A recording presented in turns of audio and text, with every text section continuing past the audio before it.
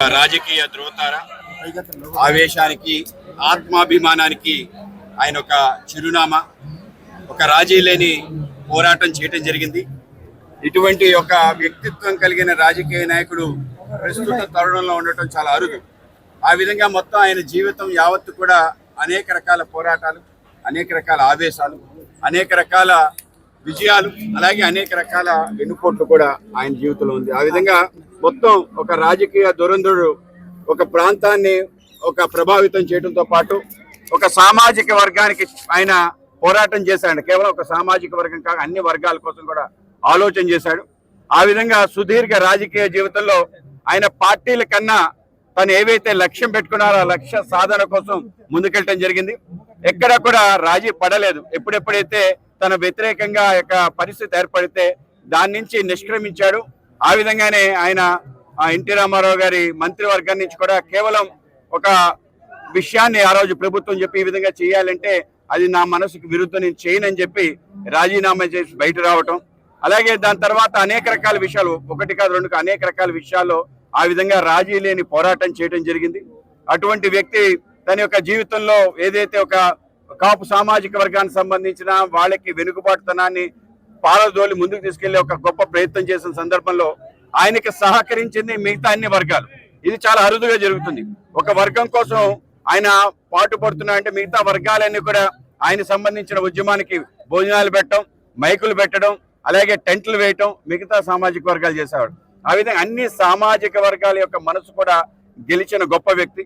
అలాగే దీంతో పాటు ఆయన చేసిన అనేక రకాల విషయాలు కేవలం కాపు సామాజిక వర్గానికి సంబంధించి కాకుండా మిగతా అనేక రకాల విషయాలు ఈ ప్రాంతం యొక్క అభివృద్ధి కోసం, అలాగే ఈ ప్రాంతానికి సంబంధించిన నిధులు సరిగా రాకపోతే, అలాగే అనేక మందికి పోలీస్ దమనకాండ జరిగితే దాని వ్యతిరేకంగా ఆయన చేసిన సత్యాగ్రహాలు కానీ ఎక్కడా కూడా హింసాయుత ప్రేరేపితమైన కార్యక్రమాలు కాకుండా శాంతియుతంగానే చేసే విధంగా నిరాహార దీక్ష ఎవరైనా చేయాలంటే నికార్సుగా నిరాహార దీక్ష చేసే వ్యక్తిగా, అలాగే కేవలం తనే కాకుండా తన కుటుంబం యావత్తు కూడా ఉద్యమంలో ముందుకు తీసుకెళ్లే తీరు.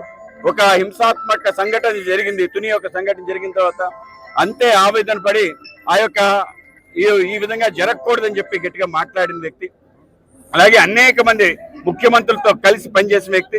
1978లో చంద్రబాబు నాయుడు గారు కానీ, రాజశేఖర రెడ్డి గారు కానీ, అలాగే ఈయన కూడా ఒకేసారి ప్రస్థానం చేశారు. వెంకయ్య నాయుడు గారు అందరూ ఒకేసారి ప్రస్థానం చేశారు. అందరూ కూడా ఎక్కడికో వెళ్ళిపోయారు. ఈయన ఎందుకు అక్కడే ఉండిపోయాడంటే కేవలం తన నమ్మిన అంశాల కోసం ఎక్కడా రాజీ లేకుండా ఉండాలి అని ఒక ప్రయత్నం చేశారు. కాబట్టి ఆ యొక్క స్థితి ఏర్పడింది. తన కారణంగా అనేక మందికి పదవులు వచ్చాయి, అనేక మందికి అత్యున్నత స్థానాలు ఆయా పార్టీలు వచ్చాయి. ఆ విధంగా అనేక మందికి అవకాశాలు కల్పించి అనేక మంది నాయకులను కూడా చేసిన వ్యక్తి. ఆ విధంగా చివరి వరకు అదే పోరాట పట్టిమ ఏదైతుందో కొనసాగించాడు. అలాగే గత ఎన్నికల సమయంలో ఆయన చేసిన ఒక శపథం, దాన్ని నిజంగా సాధారణంగా ఇంకో వ్యక్తి అయితే అనేక రకాల శపథాలు చేస్తారు, అది దాటుకొని వెళ్ళిపోతారు. కానీ ఆ విధంగా కాకుండా అది కూడా గెజెట్ నోటిఫికేషన్ మార్చుకోవడం కూడా ఆయన రాజీ లేని తత్వానికి నిదర్శనం. ఆ విధంగా మాకు ఆయనకి అత్యంత అనుబంధం కలదు. మా నాన్నగారు చలపతిరావు గారితో పాటు వాళ్ళ నాన్నగారితో, అలాగే ఈయనతో ఆయన 78లో జనతా పార్టీలో పనిచేయడం జరిగింది. జనతా పార్టీ యొక్క అభ్యర్థిగానే ఇక్కడ గెలవటం జరిగింది. అలాగే ఈ ప్రాంతంలో స్థానిక సంస్థల ఎన్నికల సందర్భంలో ఈయన ఇంట్లోనే ఉండటం జరిగింది. నాకు కూడా చిన్నప్పుడు ఇక్కడికి వచ్చే అనేక రకాల అనుభవాలు ఉన్నాయి. ఆ విధంగా ఆప్యాయతకి అనురాగానికి కూడా ఈయన పెట్టని పేరు.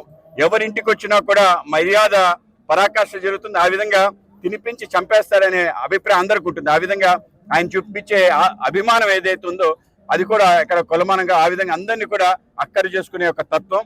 తర్వాత భారతీయ జనతా పార్టీలో కూడా కొంతకాలం పనిచేయడం జరిగింది.